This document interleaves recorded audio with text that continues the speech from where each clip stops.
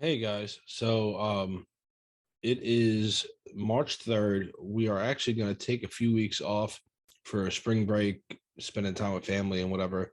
So we will be just dropping some evergreen content, stuff like that we recorded previously. So we will have content out there for you guys, but just nothing updated. So enjoy the month of March, and I guess we will see you come the month of April. All right. Comment and let us know what you think. Hit us up at whatifgeeks.com, whatifgeeks at gmail.com, Facebook, Instagram, Twitter. And we will see you in about a month.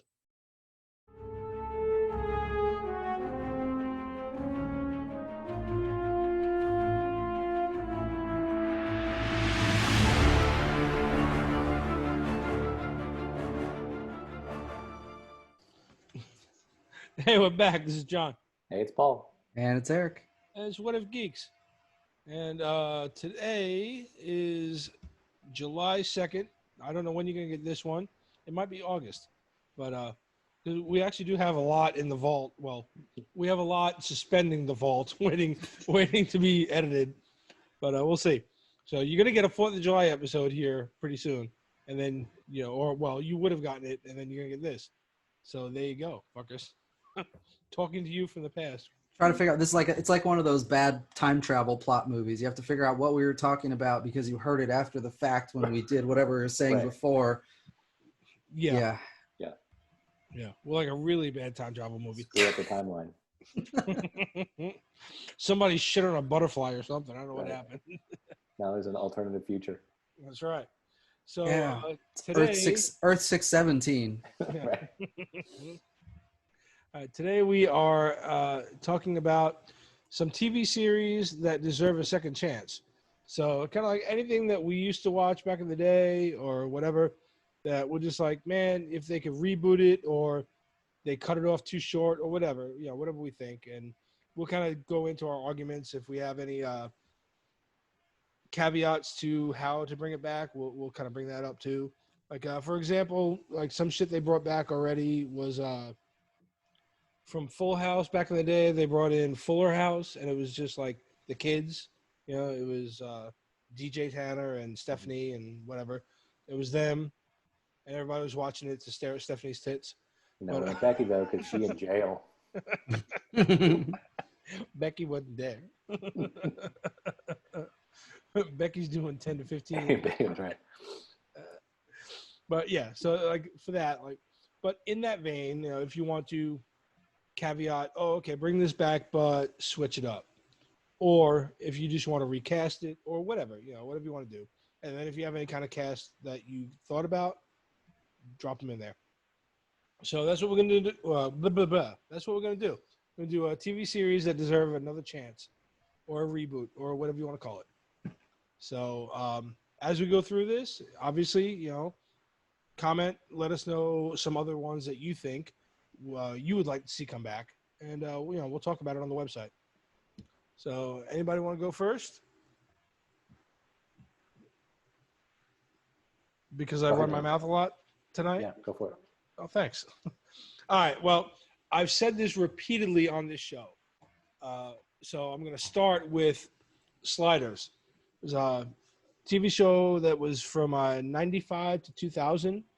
And it was starring Jerry O'Connell and a few other people that I'll butcher the professor's name, but I know his last name was Rhys Dyfes. He played the dwarf in Lord of the Rings, right? Yeah. He's been in a handful of things, so you know him when you see him because you recognize his voice. But Jerry O'Connell played this guy, Quinn Mallory. He was this kid, a high school kid, that was just a brainiac, right? And he kind of accidentally, but not really. Like he was going for it, but he didn't realize he did it. He made a dimensional portal, basically, is what he did. And so Sliders is a show about these 4 people that go from alternate Earth to alternate Earth. And it was really cool, the concept.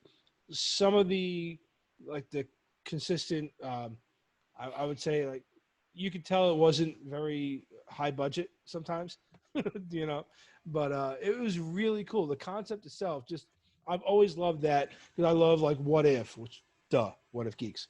I love the comic book What If. I love Elseworlds from DC. I love the Exiles comic from Marvel, right?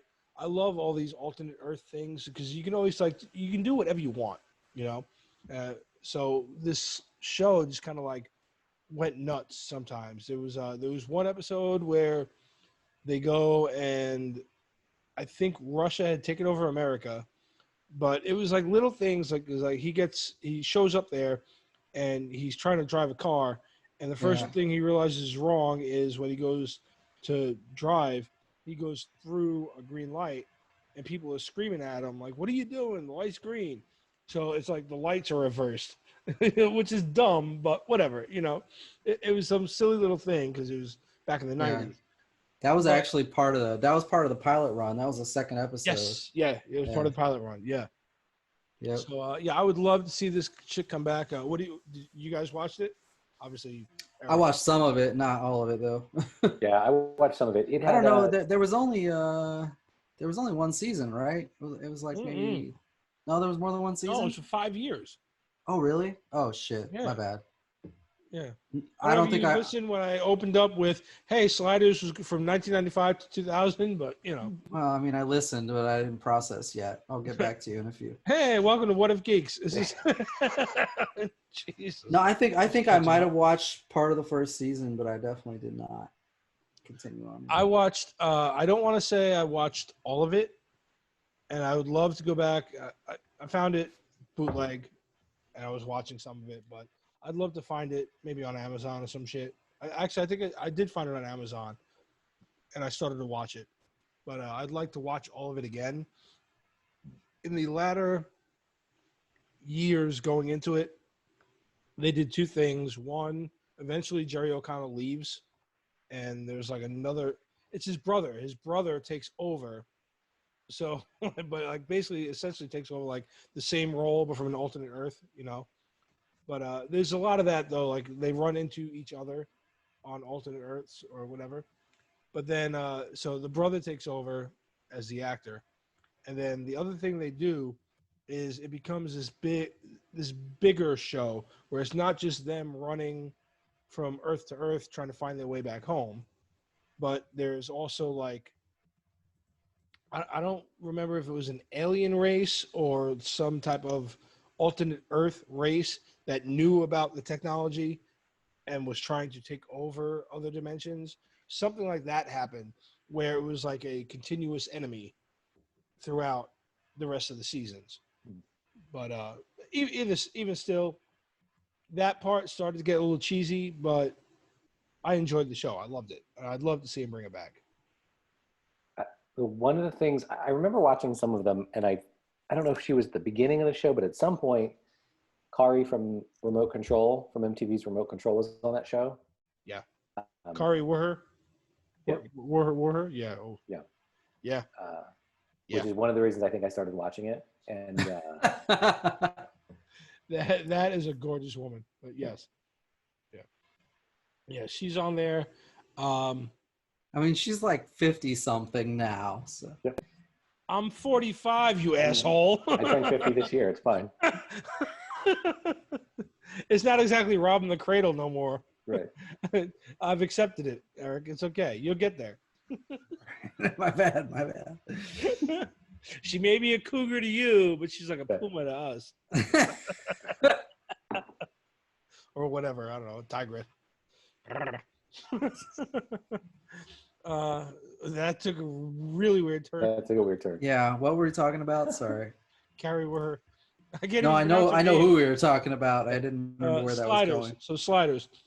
The only thing I think either I could see a complete reboot with like today's technology would be amazing. Yep. I could either see a cameo from Jerry O'Connell or bring him in because I mean the stuff that I've seen him in, it's been kind of sparse, but he's an okay actor. I mean, he's, you know, he's not Daniel Day-Lewis, but I mean, he does good enough, right? For a show like this, you can bring him in and maybe make him the professor role.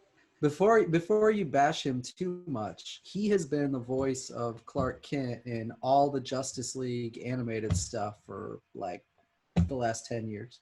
I wasn't really bashing him. I'm saying the stuff that I've seen him in. Now you've upped his credit with me a little bit. Now he's at like a good 700. He's doing all right. But yeah, I mean, maybe bring him. I don't know if I'd be comfortable with him like pulling off that professor role the whole time, because I think you really do want like that British professor, like John Rhys Davies. I'm butchering his name, I'm sure, but him, the big burly guy with the beard, right? Yeah. Just every time I remember him all the time in that show. Whenever something would go wrong, his eyes would get big and he'd be like, "Mallory," it's like the fuck, because just yelling at the kid. But I don't even know what he's doing nowadays. I mean, if he's young enough, God bless him, bring him back. but I doubt it. Not for a show like that. It was physical. It was moving around a lot. So, but I'd love to see cameos from those guys just kind of pop in. That'd be really cool. Yeah, he is. I think he is dead. No, I'm just kidding. I don't want to see that cameo. It's going to be harder to put him in the show, but not impossible. Seriously, though, he's probably pushing close to 80 now. Yeah, no. Yeah, he's really quite old. I don't think he's been in a movie. Well, actually, that's not true. Because he was in. He was theoretically in Aquaman. He was the voice of the Brine King, although he wasn't personally in there. All right, yeah. Or maybe you bring him back as like a dean or some. I don't know, something. I don't know.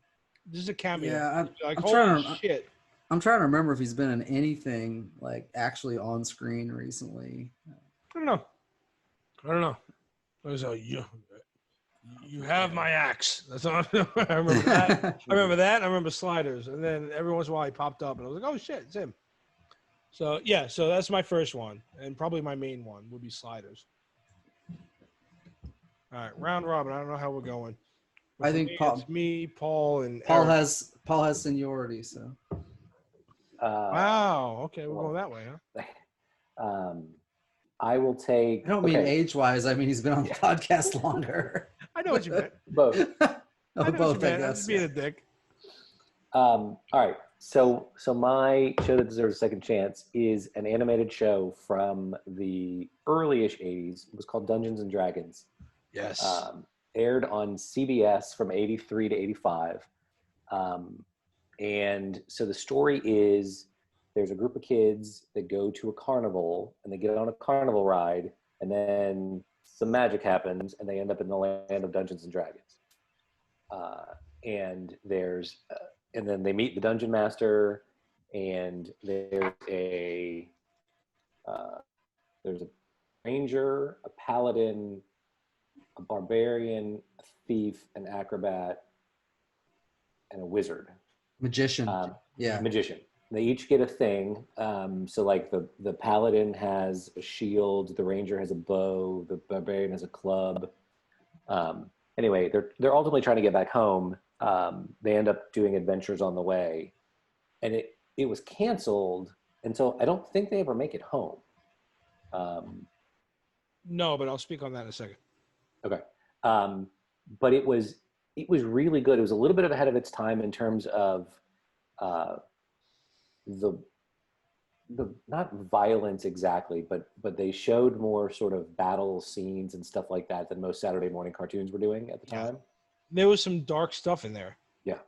It was. I forget, one episode comes up on other YouTube channels. They talk about some dark stuff from our childhood. And I know that they were. I didn't know this at the time, but having watched a couple YouTube series about this, parents groups at the time were like writing letters to CBS trying to get it canceled because of. Well, it was based on the Dungeons and Dragons game that right. some of us grew up playing. Yeah. And some of the, you know, there's things that are sort of vaguely satanic, and if you're looking for that stuff, you'd see it in there.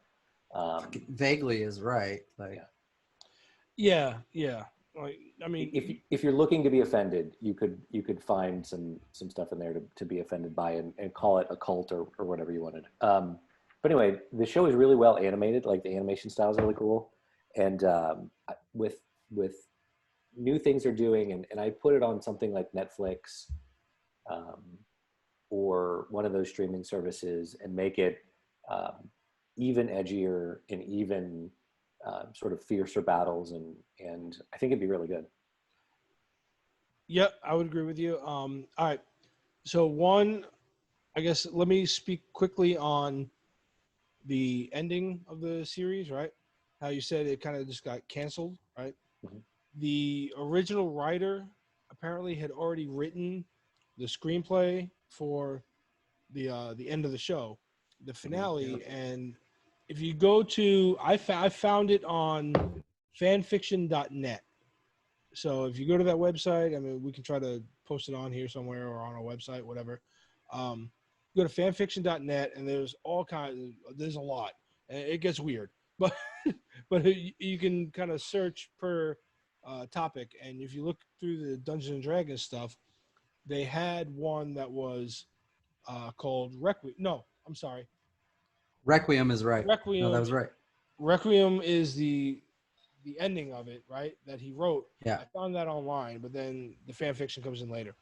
But the Requiem was actually the ending screenplay, and it goes through the how they get home, right? Yeah. And it is strictly a screenplay. Like, you read it just like a screenplay, and it was really good. It was amazing. But then there's another one, and I'll try to go online and find it, and I'll send it to you guys. But when I was on fan fiction, and this is going back fucking 15 years ago, somebody wrote a fan fiction that was a sequel to Requiem, and I forget what it was called, but it was essentially the kids from D&D grew up and had kids, and those kids get kidnapped into the Dungeons and Dragons realm. Oh wow! And it was really good. It was like it's got callbacks to the show, lots of them, but it was really good. Like, that was one of the few fan fictions that I read that I really got into, that I was like, wow, this guy should be writing a book, you know. But you know, out there actually publishing something. Yeah. I forget what it was called. I'll have to go find it. But when I do, That Requiem episode was never made. No, it was never made. It was just strictly. No, it was never made, and the writer Michael Reeves was salty about it. He used to have a website, and he posted the whole screenplay on his website for anybody to come look at. Now his website is gone, but I posted a link in the chat, and I guess I'll share it in the thing since we're talking about it. But the Internet Wayback Machine has an archived copy of the script from his website, so. You can read it if you want. That was intended to be the finale for the series. Yeah, and like I said, I read both the screenplay for Requiem and that fan fiction, and it expanded that world for me. There was like it kind of like the fan fiction became canon. It was that well written. I was like, you know, it was really damn good. But yeah, for me, I would love to see another animated series. But on the same token, with the way we've been doing like Game of Thrones and whatever else, I think you can get something like a Netflix or an Amazon to drop a live action that would be kind of cool. I think. I don't know. So, how about you, Eric? What do you think? Yeah, I don't disagree. I'd love to. You know, this is one of the. I actually liked Dungeons and Dragons as a kid, but this cartoon, it's sort of a little different, and it played on a theme that was sort of popular in that time, which is like the instantaneous growing up thing. You know, you have like Tom Hanks Big or whatever, but all these kids essentially became adults when they went into the Dungeons and Dragons world, right? It was just sort of like a thematic thing that was popular at the time that that works really well, and it resonates with me. So yeah, absolutely. I love that show. I'd love to see it redone, and it would be easy to redo. Yeah. Honestly, I mean, it's a cheap these days anyway. It's a cheap to do animated thing, and I think any of the streaming services could pick this up and get subscribers from it. Yeah, and I think now with the way the culture is nowadays, you probably get away with it easier than you did back in the 80s with the parents losing their shit because of Game of Thrones and everything else. I think you can do it, especially if you drop it like we said on Netflix or something. It'd be well made. All right, Eric, hit us up. My turn. All right, I'm gonna start this with G.I. Joe, who you would think, honest to God, and I don't think this is just me being nostalgic. You would think this show ran for like a decade because it is so like its penetration into pop culture is so stupid deep that now you know is a thing. Yeah, going into battle, G.I. Joe. Right, I feel like I watched 100 episodes of G.I. Joe, but I'm not sure there even were 100 episodes of G.I. Joe. I mean, it effectively only ran for 2 years, right? The animated series ran for 2 years from. Yeah, 85 and 86. Sorry. No, you tell me. I don't actually know. I didn't write the script list, but yeah, it didn't run very long. So. No, it's shocking. And they were all fairly short. They're 30. Huh? No, I said it shocked me too how short that thing ran because I remember watching it forever. It was one of my favorite cartoons. Now, to be fair, this was back in the 80s when an animated series or a low-budget live-action series could have as many as like 24 episodes in a single season. Like, we never see that now. You get 8 to 12, maybe 12 if you're lucky. Right. Usually 8 or something, right? So that wasn't the norm back then. It was normal to see 24 episodes in a season. So even though it didn't run that long, there is still quite a few episodes of it. But I'm sure anybody that's listened to us for any amount of time knows that I ended up in the Army for a fair portion of my adult life. This was actually a major contributor to that, as stupid as that sounds. It sort of started my love for military, and this is all false pretenses. It's not like I got in the Army and said, "Yep, I'm fucking GI Joe. I'm shooting lasers."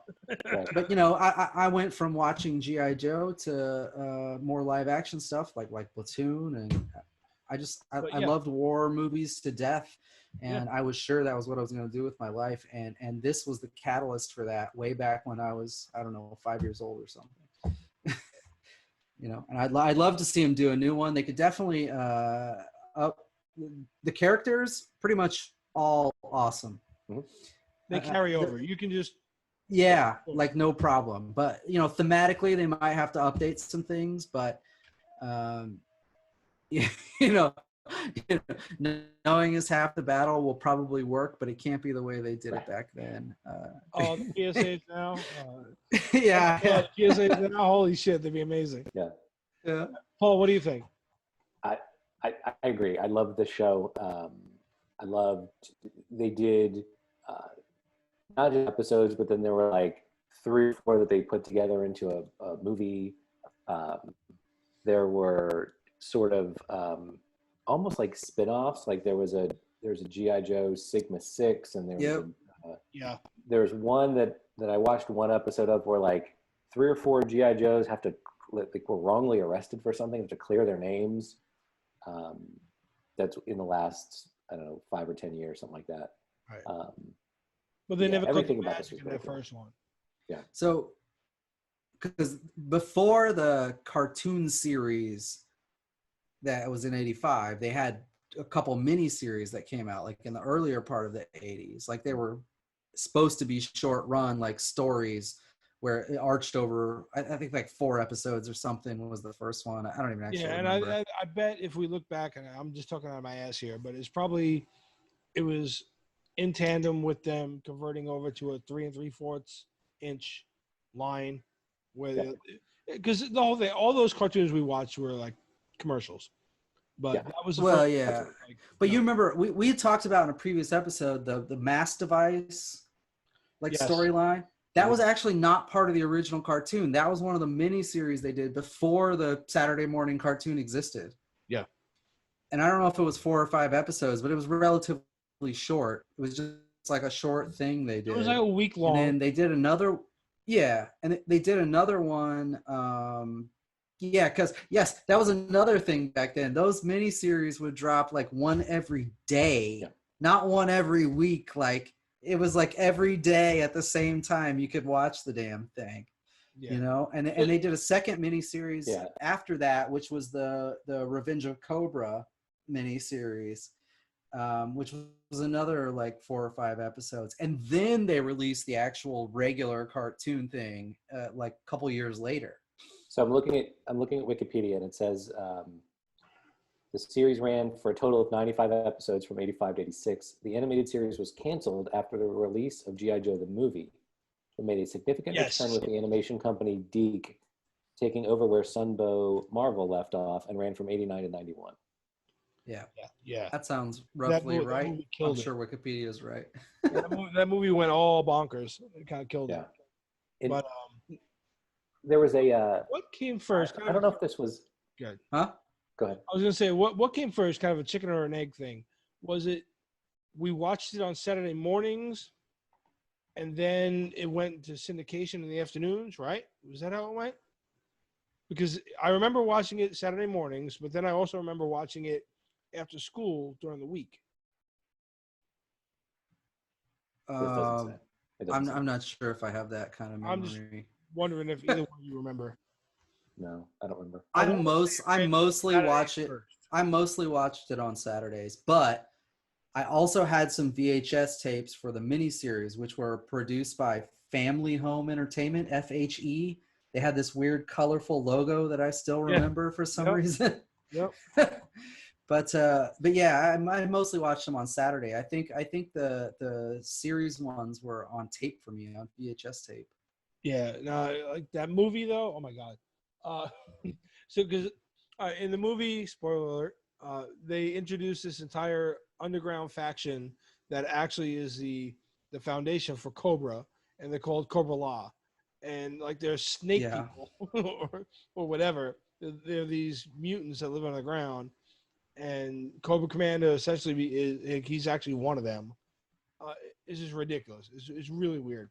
But you got like Don Johnson played Lieutenant Falcon. Burgess Meredith played Globulus, the leader of Cobra Law, which is just a giant guy with a fucking snake tail. It was so weird. Cobra la la la la. So stupid. But again, I really enjoyed the movie. I loved it. I was a kid, but I loved it. Did you mention Sergeant Slaughter though? Because Sergeant Slaughter was in there. Yeah, he played Sergeant Slaughter. Yeah, Sergeant Slaughter was Sergeant Slaughter. Yeah, yeah. And I don't remember if this was in the figures or if it was in the show, but they would do like the Refrigerator Perry had a GI Joe, and I don't remember if he was in the show or not, but like no, like that would happen. But because it started with Sergeant Slaughter, and then it was Refrigerator Perry, and then they almost did Rocky Balboa, because it was 80s, late 80s, early 90s. There was an official handbook, right? Marvel did all these handbooks to superheroes and this and that, whatever, and they had G.I. Joe. It was 4 of them, and on the back page of one of them, it had Rocky Balboa.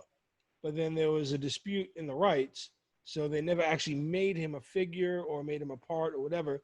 They even put a disclaimer in the next issue, like, no, that wasn't, sorry, we erroneously included Rocky Balboa, yada, yada, whatever. But the byproduct of that was there was one Cobra trooper called Big Boa, who was like, he had like a Cobra Commander type of helmet, boxing gloves, like he was their physical trainer or whatever. Yeah. He was supposed to be like the Cobra version of Rocky, because they had to have that, right? Everyone had to have their counterpart, whatever. So, so Big Boa made it into figures. I don't know if he ever made it in the comic, and I don't remember seeing him. But that was the other thing I was going to say was the cartoon hit. Like I was watching that right as I was getting into comics, and one of the first series I started to follow in comics was GI Joe. So I read like all that old shit from like the Snake Eyes and Storm Shadow days, you know, like they're back and forth. Yeah, there's a lot of shit. It started to go off the rails a little bit, but yeah, I love the comic. I love the cartoon.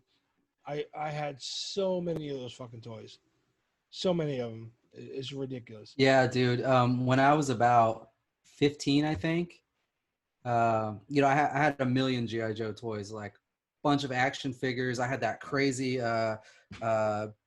Cobra Lair or whatever it was. It was like Aerodrome. a rock. Yeah. You're welcome. Like I had all this shit, man, and I hadn't played with it at that point for years. I mean, I was in high school, right? And my grandma had a garage sale. My mom's like, "You should go sell this stuff." And I'm like, all right, fine. So I put the stuff out, you know, like figures like $2 a piece. I had so many. I was like, man, I'm going to make a fortune on this, you know. And I had this big play set with the layer or whatever. I'm like, oh, this one guy comes, and this would be me today probably, but this one guy comes up and he's like, I'll give you $150 for everything. And I'm like, sold. You know. And now I'm like, God damn it. Yeah. That was stupid. And of course, you know, on that note, going back to the figures, one of the biggest play sets ever, the USS Flag, was the aircraft carrier, right? This thing was so fucking tremendous. Like, all three of us as kids could be like sitting around this thing and not touch each other. It was fucking stupid big. You used to fit like the jets that were like that big on there. And one of my friends actually got it. So I actually saw this thing in person. I never had it, but oh my God, this thing was tremendous. I just had to look it up. I didn't have it either. I had to look it up just out of curiosity. It was 7.5 feet long. Wow. Yeah. And you know, that thing was designed almost entirely around the Nimitz. That's what they built the model off of. Yes, it was. So yeah, the USS Flag is like 7 feet fucking long. You like that? It's like we never left. Right. But yeah, 7 feet fucking long. One of my friends had it. I was a little jealous, but it was cool. It was one of my favorite cartoons. It was the largest GI Joe toy set ever created. I want to say it was like the largest play set ever created. And that's going like, even like we had like He-Man and shit where like the figures are bigger, but 7 fucking feet long? Yeah. But yeah, I was like huge into G.I. Joe back in the day, like between the comics, the cartoon, and the toys. That was my main line. And then I went into like Marvel Comics and other cartoons and shit, but that was like my main thorough. The first movie they did, it's not awful, but it's not great. Oh, the one with Channing Tatum and one of the Wayans brothers. Yeah, Ripcord. Yeah, it's okay. The second one's better, closer to I think what they were thinking about. Mostly because of Bruce Willis and The Rock, but I'd love to see that. I'd like to see them try to do that in a better way. But if you rebooted the animated series, I'd be super happy. I'd love to see them do the animated series all over again. I mean, I guess you can you got to find a way to update the animation without completely shitting on the other one, because like when they did the Sigma 6, it was all the 90s like yeah. It was just a little too much, you know what I mean? But yeah, definitely the original style it would be the way to go, I think. Well, I always talk from a nostalgia perspective. I'm probably wrong, but for me, and I agree, because you don't want to. To be fair, though, my kids watched Magic School Bus, and the original Magic School Bus had that same style. Yeah, like exactly the same style. Right. Yeah. So I bet you could. There's nothing wrong with that other style. You can just kind of update it a little bit, make the colors vibrant, whatever. But I like the other style much better than anything else they did. But there are other ones on this list that we'll get to that when they did reboot it, the reboots worked. And then, Yeah. some, like I said, like the Sigma 6, just didn't work for me. So here's what you're going to run into though with this one, right? It's very, despite all the positive messages and undertones, it's very war focused. It's fighting, it's military, it's weapons of war, and it's marketed at kids. Mhm. Yeah. Yeah. That's The a battle that SJWs you're aren't gonna like it. probably not ever going to win, at least in 2020. Right. No, unfortunately. But you know what? could I be- think there whenever could be they one member that's like the psychiatrist that Yeah. has to come and make sure everyone's okay. And and Well, like, they can't be okay. They have to be devastated. They all have to have PTSD or something. Right. Yeah. They all The only way you could sell it. Space. yeah, they're all in therapy. Yeah. The last two sponsors walked out. Slowly. What? No. We gained sponsors for that. Are you kidding me? That's the But truth. there was one in the later parts of the cartoon and the comics. Because remember, the original one, the medic was Doc. It was a black guy, right? Mhm. And then they had another medic that joined, and his name was Lifeline. He had a red suit. Yeah. Yep. He was a pacifist. He Right. never carried a gun. And they touched on that a little bit in those episodes. Okay, but that wasn't done for that reason because at the time, and even today, I guess, but at the time, you could be a conscientious objector and you could do a job like that. So I don't feel like that was like a political commentary or anything like that. I don't think it was. I'm just saying, like, he was there. That's all I'm saying. Yeah. What I will say is if they were ever to reboot this and they were find a way to make it work, the concept of putting real people into the show as heroes was fucking brilliant. And they should really capitalize on that because there ended up being a couple dozen of those GI. I mean, we talked about the fridge, right? Which is near and dear to me because I grew up in Illinois and he was on the Bears. And it was probably one of the only sports shirts I ever owned was not his jersey, but him as a refrigerator. But in any case, you know, there were a lot of G.I. Joes modeled after real people, him being one of them, Sergeant Slaughter, which we talked about. But there was actually quite a bit more. There was Owen King, who was the sneak peek. I don't remember what else there was, but there was quite a few. Dwight Eisenhower had a G.I. Joe. You know, if they can find a way to introduce sort of pop culture popular people, but the way they did it back then is most of those guys had real military, like the fridge was in the army, right? That's how he ended up where he was. That was all process. I think they have to still have that kind of connection, but I think that could really work. Oh, Bob Hope was a fucking GI Joe. I didn't know that. Cool. He was actually one of the few that never actually was in battle, but you know what? On your path though, we're like 5 steps away from a Lady Gaga G.I. Joe. no, she didn't serve. See, that's what I'm saying. It has to have the connection at least, Okay. so people can appreciate it. It doesn't matter if they played, you know, Army Navy football, but just have some kind of connection. And the only reason Bob Hope even got in that was because Congress had named him an honorary veteran because of all the humanitarian work he did, All his USO stuff, yeah. USO stuff, and all that, right? So, so he got his own GI Joe action figure because of that. But again, you know, all of them essentially had that military connection. I think you'd have to keep that up. Yeah, I think that would be a way to go. It'd be cool, but I don't know. Yeah, if they can find a way to do it, I'd like to see them do it.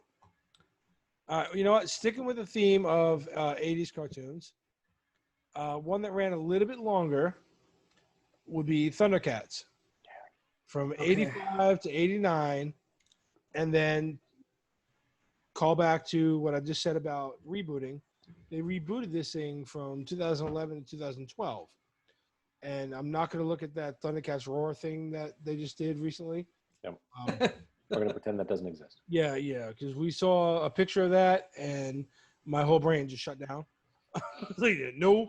Like, Yeah. I threw up in my mouth. No, we're not doing this. It was like this little kids thing where, you know, it looked like all the little Nickelodeon cartoons, whatever, that escaped my Yeah, I mean, Enter Time and all that shit, right? stylistically, it's like Adventure Time, yeah. Yeah. But worse, somehow worse. Yeah. So no, not at all. But the reboot in 2011 and 2012 was done really well. But let's go back to the first one. And I think this might have been the first time I saw a naked woman on screen too. If you go back to the pilot episode of Thundercats, Eric is dumbfounded right now. No, I don't know where you're going with this. Episode of Thundercats. The Thundercats, right? Lion-O, Panthro, Tigra, Chitara, Wily Cat, right? Their world is blowing up, and they're gonna get on this ship and go into hypersleep, right? Cryogenic chambers, whatever, and fly to another planet that they found to live on and rebuild, right? Well, at the time, Lion-O was a kid, so before they get into these chambers, they're all standing there, but none of them have like the outfits that you're gonna see on them later on. So Chitara is literally standing there, albeit in fur, but her furry Thundercat boobs are sitting there. Okay, yeah, I remember what you're talking about. Yeah. But there's no like right. No, there's no nipples. She has that white cut across her chest, and there's no like there's no nipples. There's no even suggestion that something might be under the fur. It's just like the flat color across it. It's just these lumps that are breasts that it's Chitara, and it's just funny because it's been called out time and again to like, wait a minute, once they got here, they're wearing clothes and she's constantly covered up. What the fuck? What the hell was that? But so they fly off and their planet blows up, and their mentor Jaga stays awake to pilot the ship. So he dies on the way over there. More on that later, I guess. And then what happens is Lion-O's pod is damaged. So while they fly, he actually ages, or he's accelerated. A little bit. His aging is accelerated, whatever, right? So he ages like, he's in his early 20s, whatever. So instead of being this kid like Wily Kid and Wily Cat, he's this full-grown Thundercat, and they're all like, what the hell, look at him. But he's mentally still like a 12-year-old, so he's like trying to learn all the shit, so they're constantly teaching him. And that'll kind of come and go throughout the the series. It just whenever they think about, oh yeah, wait, he's 12, let's teach him a lesson. Otherwise, like, he acts like an adult. So whatever. But it's all about them landing on Third Earth and trying to establish a home. And then there's Mumra and his minions that rule Third Earth, and and there's this whole fiasco there that's just fucking amazing. And then I think that one ended close to, there was a season after they did a movie too, because there was that big thing where G.I. Joe, Thundercats, Transformers, they all did movies. Transformers actually dropped in theaters, and then it pretty much bombed, although we all watched it, but it bombed. And so G.I. Joe and Thundercats all just came out on TV. Their movie was just released as a series, right? So it was like Thundercats Ho, the movie, and it was like, oh, these other Thundercats are actually out there, and they go and they find them. So basically, more toys kind of thing. And they had another series, or another season, and then after that, it kind of died off. And then they rebooted it in 2011, 2012, tweaked some shit, and kind of kept Lion-O a little bit younger, but it was still really good. Yeah, that was really good. And I'd love to see them come back and do it again. It's been 8 years. Do it again. See what happens. So I'm not opposing you. I'm just making a comment. The latter seasons of that show were not that great. No, they weren't. They were only there to sell toys. Yeah. And you can tell. Like the Sword of Omens became like this uber powerful thing that like solved that solved like every problem there could ever be for the cats, and they just like not every episode, but I mean like every major problem was like, oh, the sword could solve it, when they had originally established a completely different sort of identity for that, right? That it only worked when when it was in Lion-O's possession, it can only do a specific set of things, and then it just became like the all-encompassing solve every problem tool. Yeah, it got sort of lazy writing that they were like, yeah, just have the sword do it. Or he was getting, his ass kicked until he could call the rest of them, and then they'd come running. It was like Tigra, I think they each had their own episode where like something special happens to them, but they were not very well developed, right? Panthro, Tigra, Chitara, and Wily Kit and Wily Cat are like, they're like the whatevers in this, always back at base. Panther's like tinkering with the Thunder tank or whatever, and Lino was out having the adventures, learning the stuff and whatever, and then he would get in trouble and call them, and they'd come around and save him and go back. Yeah, pretty much. So I would like there is some development of the other characters. If you remember, Tigra had his own little storyline about I forgot what it's called. Where they go to the Crystal Canyon. He has to retrieve like the Keystone. The Keystone, that's what it was. Well, he develops a drug habit in one episode. Yeah, that's what I was about to say. I think the way he acts with the Keystone is something like being on cocaine or whatever. Yeah, like he doesn't eat, he doesn't sleep. Right. He's up all night and he's sweating and he's like spinning around and he's got all these ridiculous ideas that never actually come to anything. Yeah. Oh, and then he loses a bunch of weight, right? And his face goes all skinny or whatever. It like prematurely ages him or something like that. Yeah. Yeah. There's another one too where there's some kind of either a plant or a melon or something that he eats that he gets super addicted to. Oh, I don't remember that. So Tiger was a meth addict. All right, we got that potentially. It was a drug addict of some sort. Paul, I know what you're talking about. I know it's like a purple, like transparent flower. Yeah. That he's holding or whatever. Let's see if I can actually Thundercats purple transparent flower. Is that going to give me any answers? Ha! I love fucking Google. The Garden of Delights. Yeah. Yeah, he was definitely a drug addict more than once. Tiger had a problem. Feeding him drugged fruit and commands him to steal the Sword of Omens. Yeah, look, he gets so addicted that he steals stuff from his family and like goes and hawks it. See, everything back then had to have a message. That's right. There should have been one where Tiger is like, "Come on, Mumra, hook me up." Smells like your dick. Bro, you know what's really, yeah. You say that, but what's really funny is that this show was meant for people like under the age of like 10. Yeah. And they wanted to put themes in here about drug addiction and shit. Yeah. You wonder why we're all so fucked up now. Right.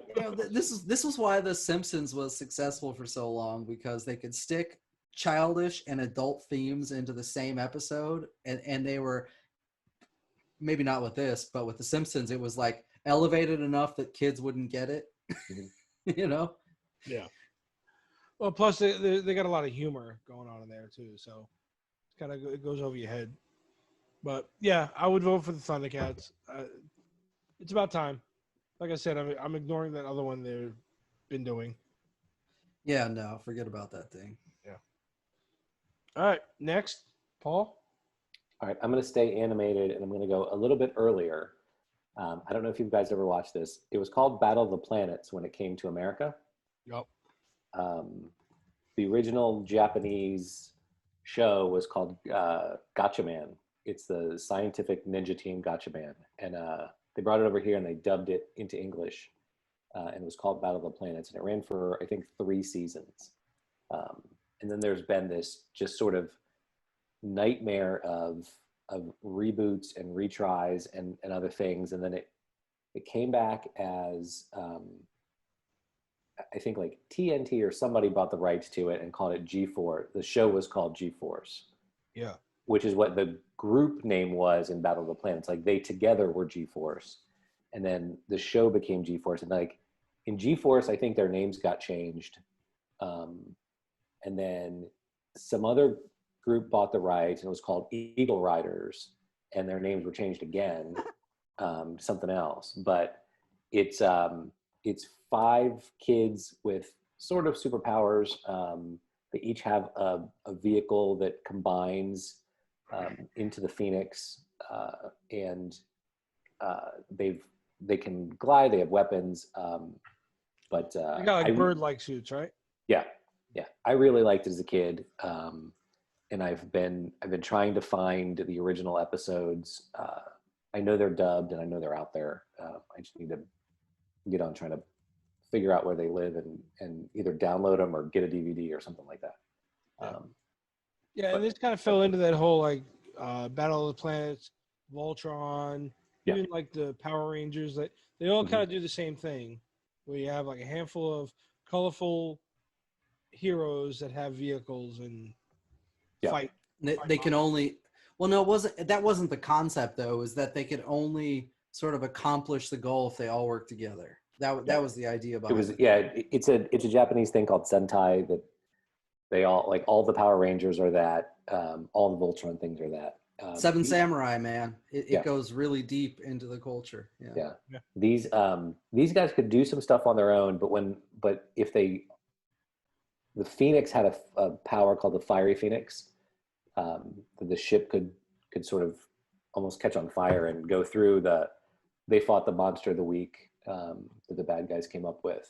But I always really liked it, and I know that it started sort of the anime craze in America, and I think, I don't know if someone's working on bringing it back. I hope they are, but it would work really well on a streaming service.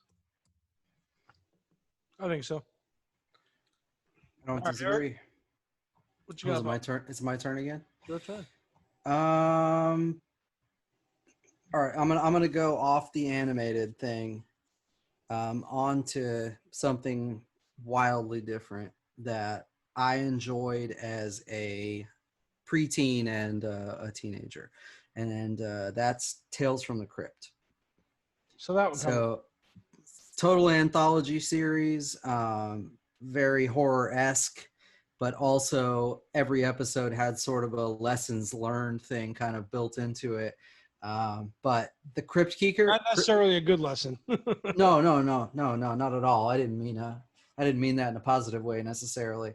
But I really like that show. For me, maybe a little younger than you guys, that was an early introduction to a lot of different horror concepts. Because like I watched horror movies, I watched Stephen King stuff, I like Sleepwalkers, things like that. But this show sort of gave me a big, broad range of random stories, because that's what it was. Every episode was a different random story, or 2, right? Was it 2? They did 2, I think. Sometimes. But there was a lot of interesting concepts in there, and the Crypt Keeper, You'll be the all right. Crypt Keeper. Jokes are commonplace. You'll be all right. He would be a joke now. You definitely have to update him a lot. The puns and the one-liners were bad. The puppet. No, oh my God, I loved the puns. Yeah, always. Every single one was a pun. Like every story had to end with that. It was like a prerequisite. It's like a total dad joke every time. It was every time. It was a dad joke. Yeah. A bad horror-themed pun dad joke thing. It's like, I guess he met his girlfriend. Right. I can't do it. Yeah. Oh, that was pretty close to the laugh, man. That wasn't too bad. I love that laugh.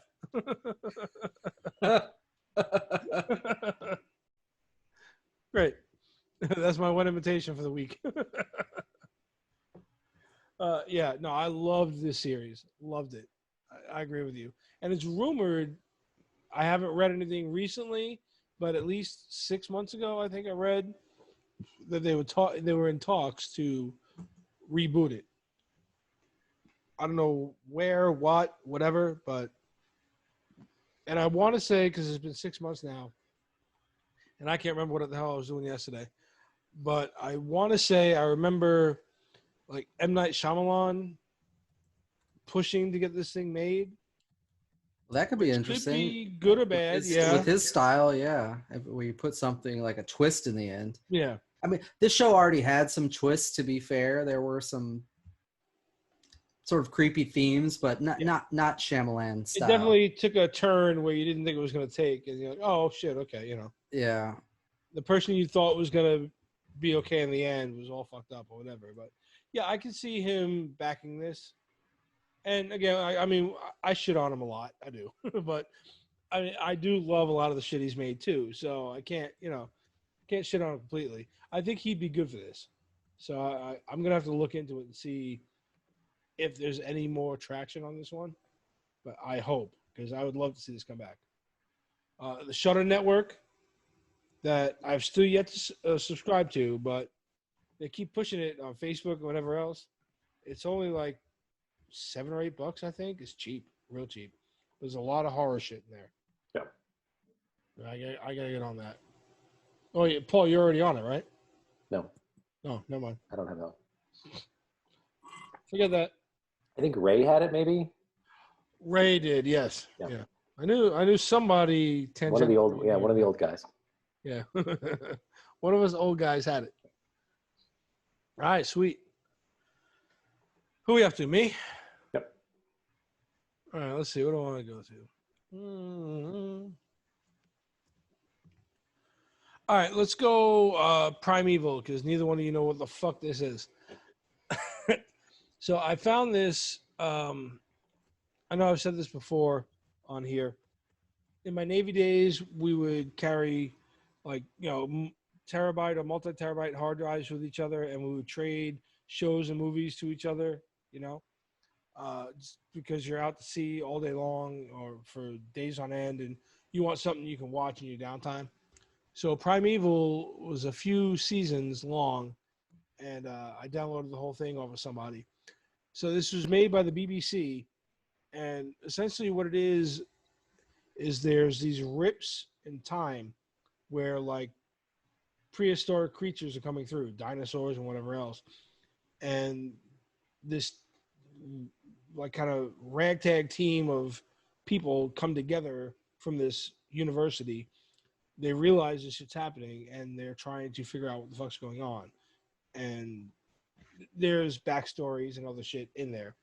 But it was just, again, not the best special effects sometimes, but it was a decent show, right? And I got enraptured in it.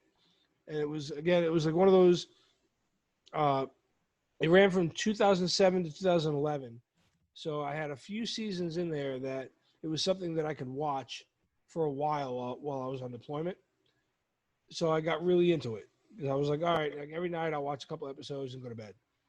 And it was cool. It was just a unique, again, my alternate Earth / reality warping fantasy shit that I like. It was right in that wheelhouse. And it was cool. I suggest you guys check it out. I think I found it again on Amazon. I want to say I found the first season on Amazon. I might be talking out of my ass right now, but I did just watch a few of the episodes not too long ago. I went back and watched it. I found it. So I'm pretty sure it's on Amazon because that's one of my first go-tos. But you can find it. Go look for Primeval and go check it out. And neither one of you got shit to say about it.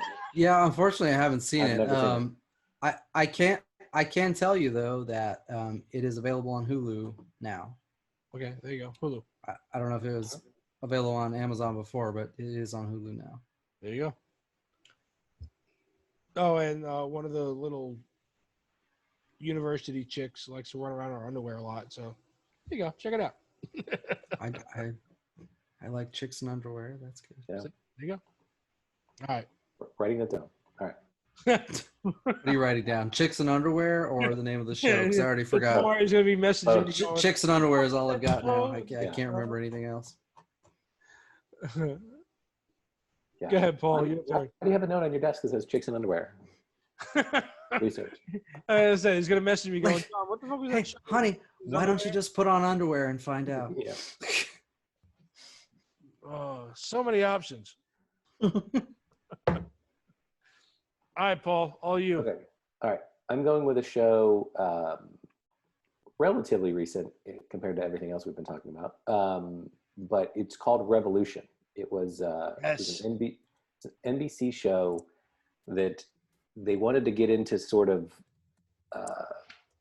post-apocalyptic world without zombies. And so the premise of the show is that it's set 15 years after an event where all of the electrical stuff all just suddenly stops working for no given reason.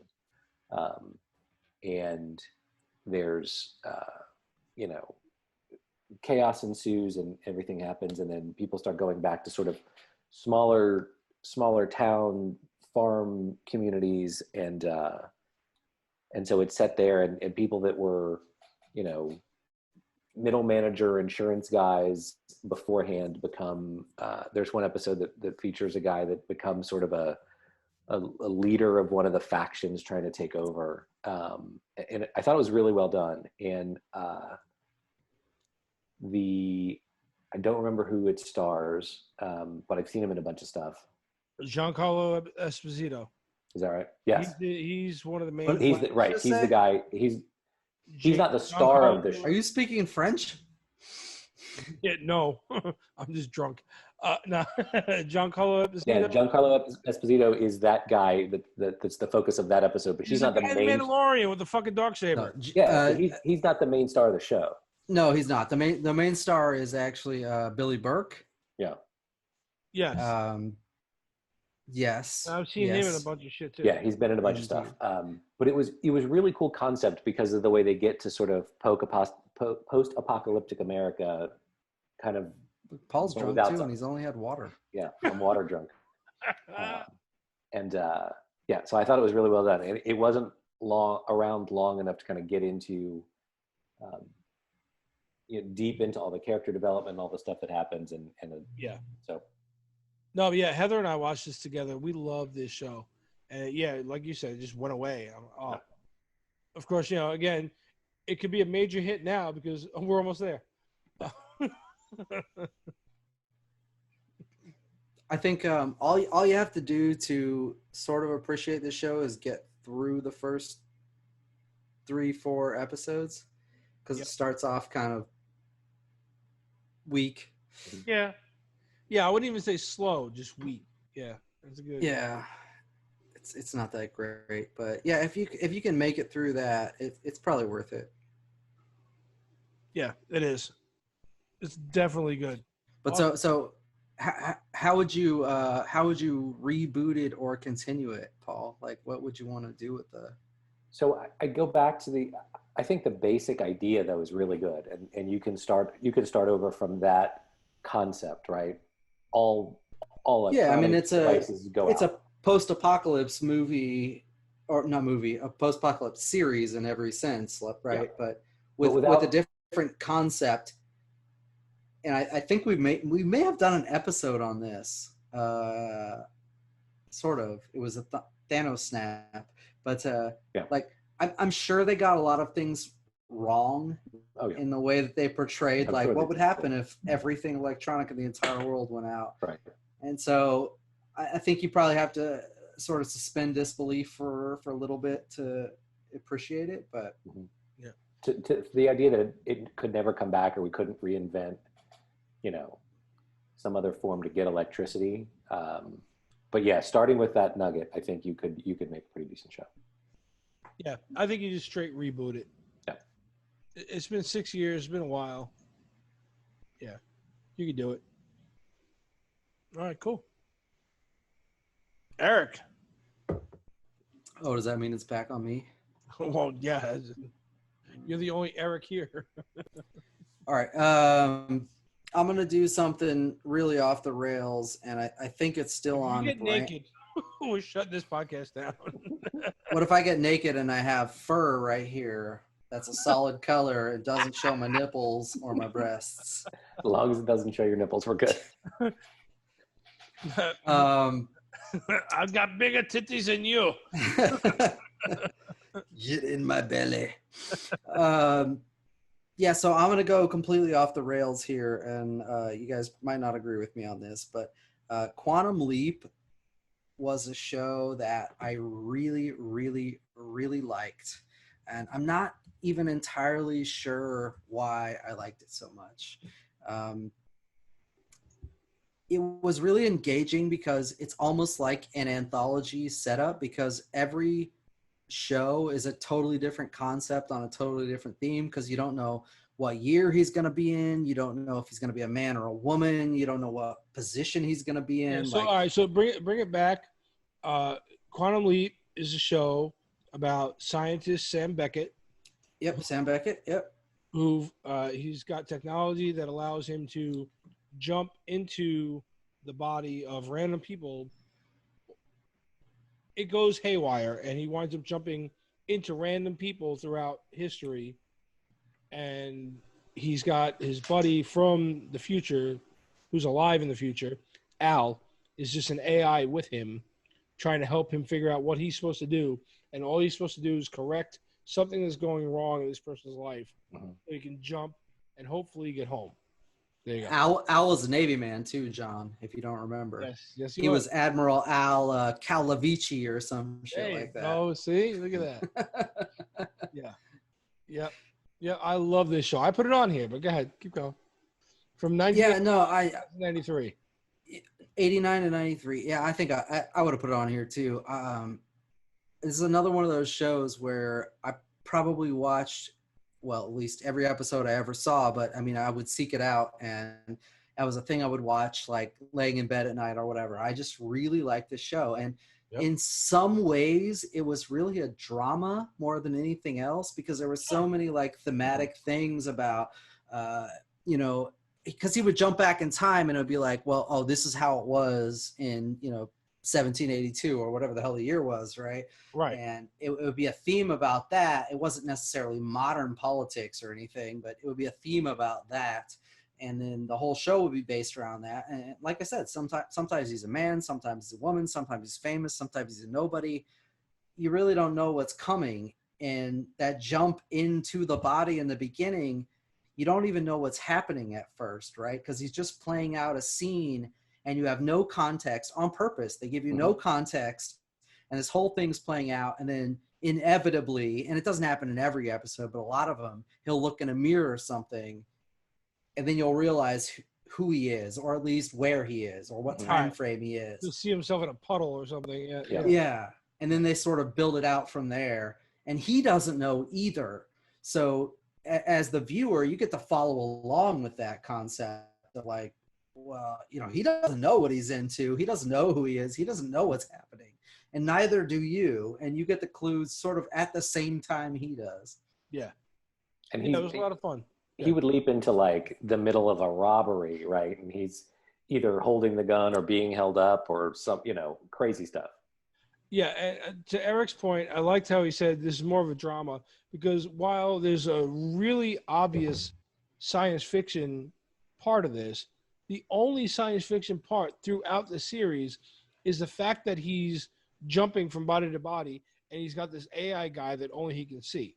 Yep. That's it. Yeah. Outside of that, it is he is a good person that needs to do something to help whoever's body he's in so that he can move on.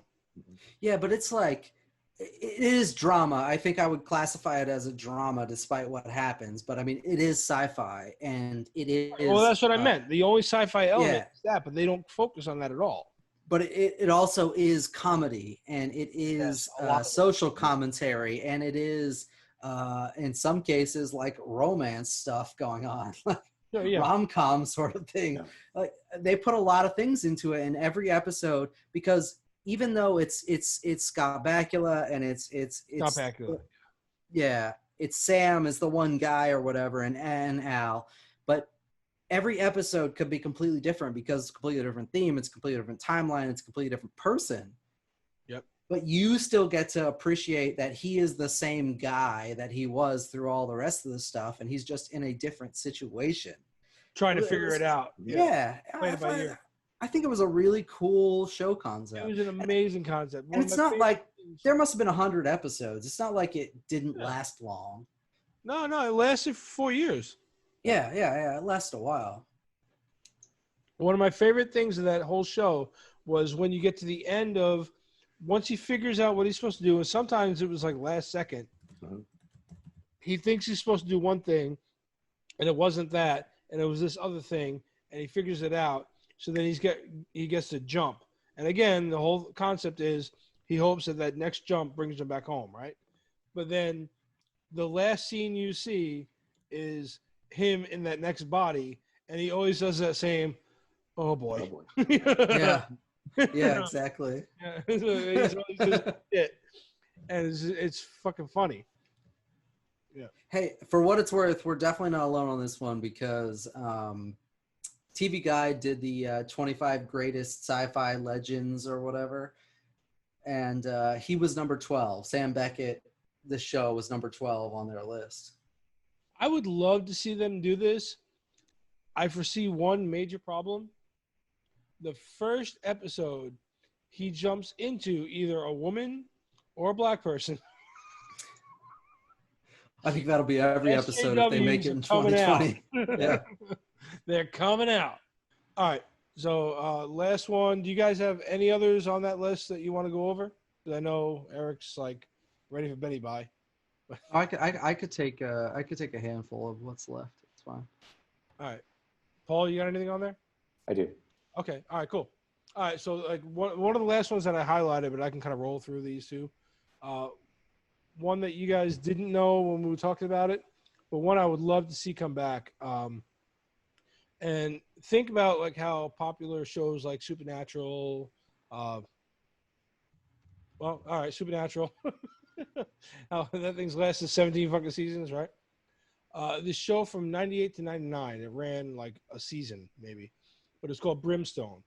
And it was about this dead cop. He might have been a detective, I don't know. But he was a dead cop, and he got sentenced to hell. So when he's down there, the devil basically like pulls him aside, makes a deal with him. It's like, hey, these 113 spirits escaped, and I need somebody to hunt them down, and you're the best guy for the job. So he sends him back to Earth to hunt them down. And that's what the whole show is. But when he comes back to Earth, like he's got like these random tattoos on his body, and every time he kills one of the demons and sends him back to hell, the tattoo burns off, kind of thing. But I don't know if it was ever based on a comic or anything like that, but it's very comic-esque, and it was just a really cool show. And I remember getting really into it, and then it was just gone.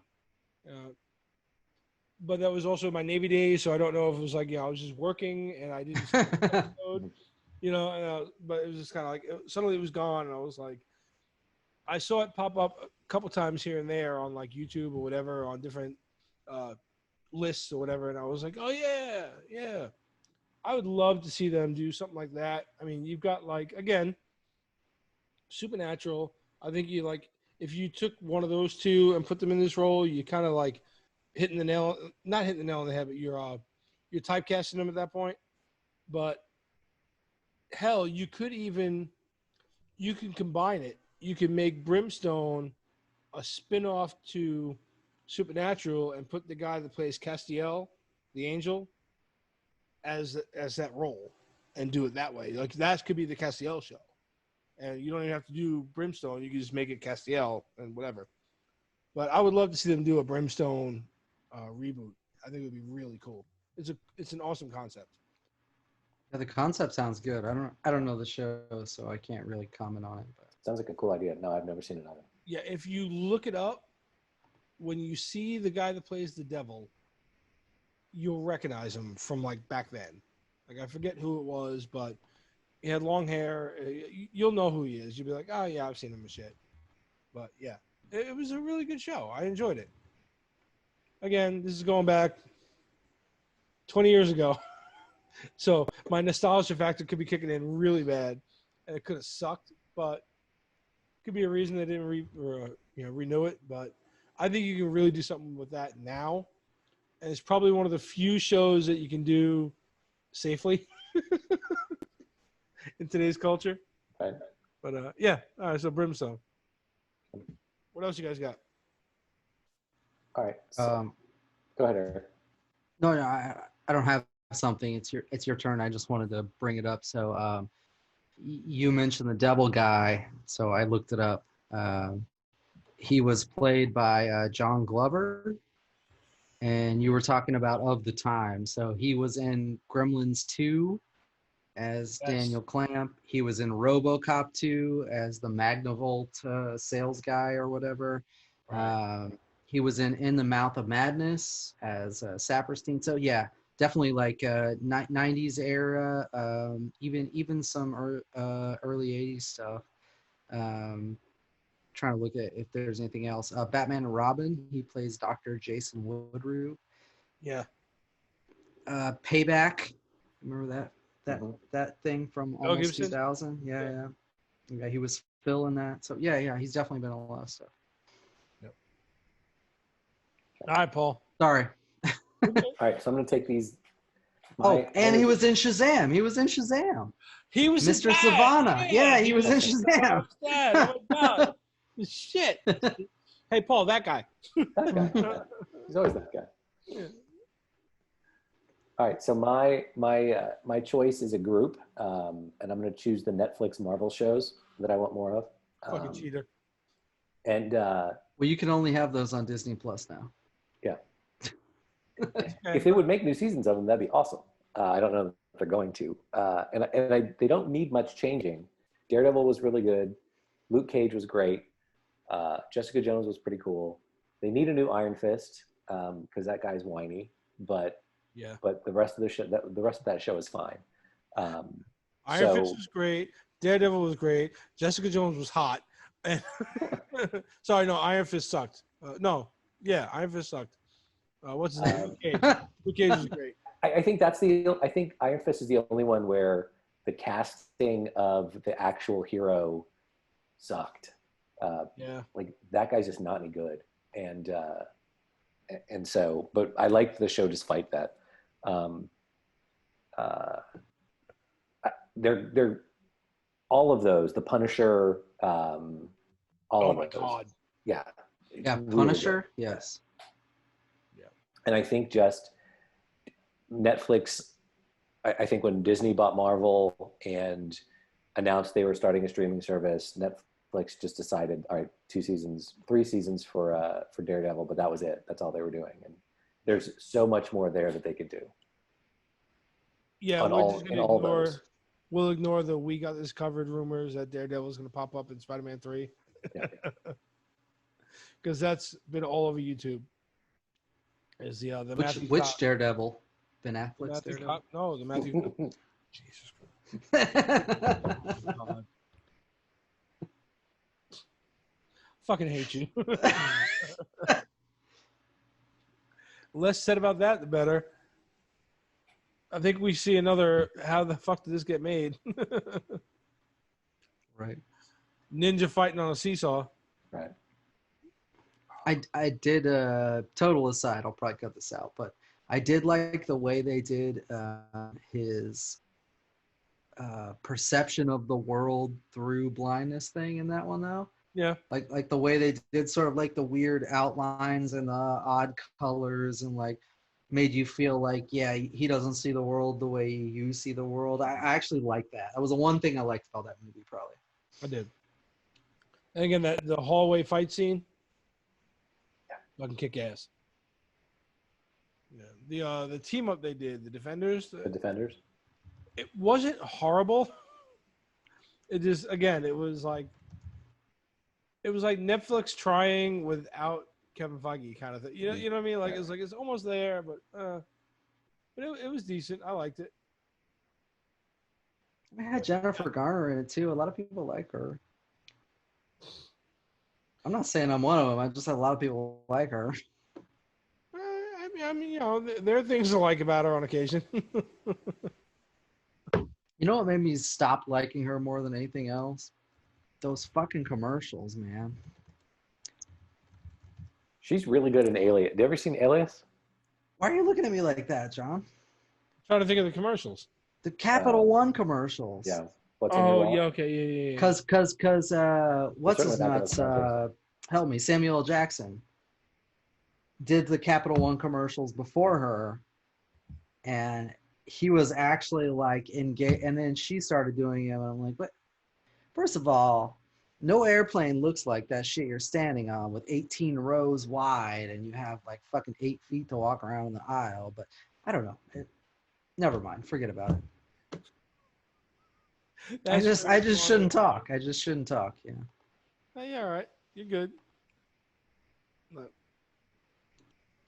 yeah, she's not my favorite actress, but on occasion she'll pop up and I'll be like, "Oh, Have you she guys actually seen looks good." Alias? You ever seen Alias? I have Oh, not seen Alias. Oh, that was a good show. She's good in that. okay.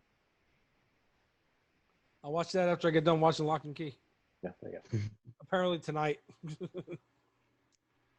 Oh, watch that schizophrenia time travel show I told you earlier. Yeah.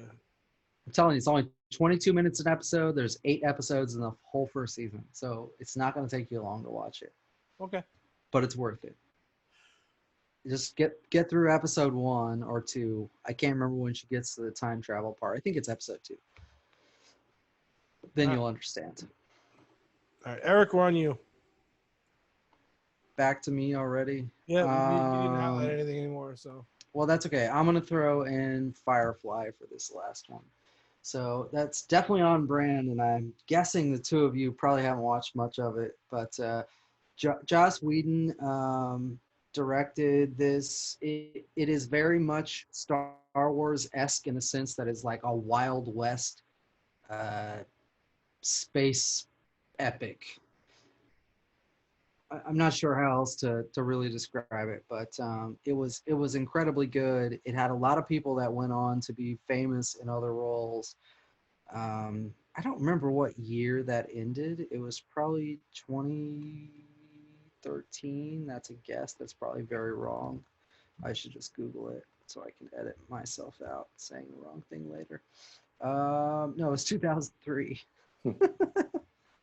And so, there was a huge fan following on this, and people were like writing letters like, "What are you doing? You need to bring this back up." But the best that people of the fans of the show got was there was a movie made by Whedon a while after. I don't remember what that was, but the movie was called Serenity.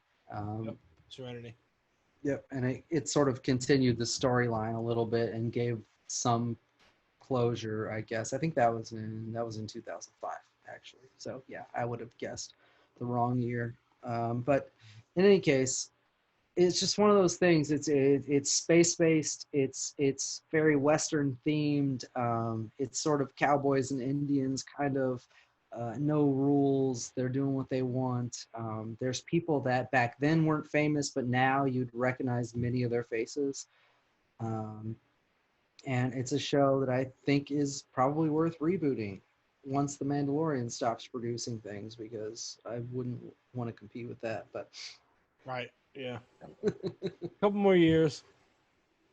But yeah, no, I would agree with you. I like you said, I never watched any of it, but I know the reputation it's got, and if I knew they were going to reboot it, it would give me enough to want to go back and watch it. Well, so if neither of you have watched it, from a production perspective, it's way better than like Star Trek or anything that came before it. Really, like the special effects are good. The script writing is not bad. It's probably bad in some episodes, but it's not bad really. And it has that sort of, like I said, that space Western feel that you wanted out of Star Wars sequels and we never got, and then we found in The Mandalorian. I'm sure The Mandalorian does it 100 times better, but the concept is still there, and it's actually really good. Awesome. Cool. All right. I think that'll end it, huh? That's a really good one to end on, too. Yeah. We've been here for days. But no, that's a good one to end on.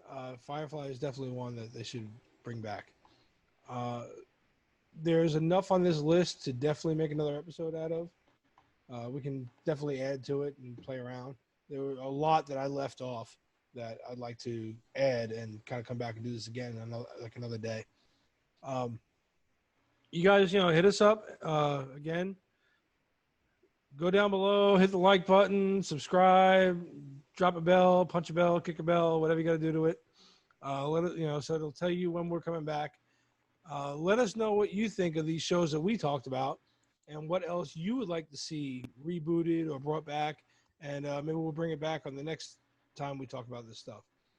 Hit us up, whatifgeeks.com, whatifgeeks@gmail.com, Facebook, Instagram, Twitter, and all that happy shit. All right, we will talk to you guys soon. Good night, Tony. Good night, Jennifer Garner. Good night, Sergeant Slaughter. Sir.